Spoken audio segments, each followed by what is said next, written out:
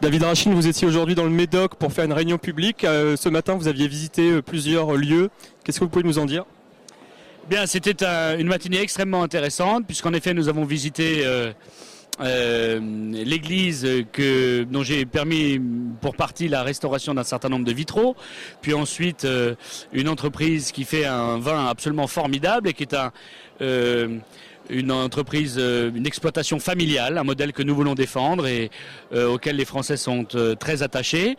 Et puis nous sommes venus à cette belle réunion patriote, porter le message qui est celui de Marine pour cette élection présidentielle. Et je crois que nous allons avoir de très bons résultats dans cette région, comme on voit l'enthousiasme formidable qui est celui de cette réunion. Alors vous étiez dans le Médoc, quels sont pour vous les espoirs pour le Médoc et pour la Gironde dans son ensemble ? Alors, on a eu l'occasion de constater par le passé un certain nombre d'excellents résultats. Il y a même un certain nombre de conseillers départementaux qui ont été élus. Jacques Colombier aux élections régionales a fait des scores qui sont assez exceptionnels. Et je pense que nous serons en mesure de rassembler plus d'un Français sur deux aussi dans cette région. Parce que, comme partout en France, il mesure le danger, le risque de la disparition de notre pays dans le magma européen. Les clés du pouvoir qui ont été remis à Bruxelles par les hommes du système qui se présentent de nouveau au suffrage de nos compatriotes aujourd'hui et dont je sais que les Français vont se méfier. L'élection présidentielle, c'est dans 5 semaines maintenant. Quels sont vos objectifs et vos prévisions ?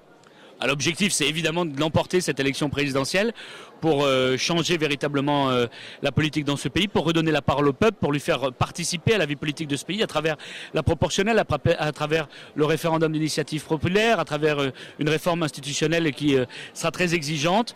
C'est le moment de savoir si l'on veut redonner le pouvoir aux puissants, à ceux aux experts, aux médias, aux banquiers, ou si on veut que ce soit une femme d'État qui prenne en compte exclusivement les intérêts du peuple. C'est ce choix-là que vont avoir les Français à faire.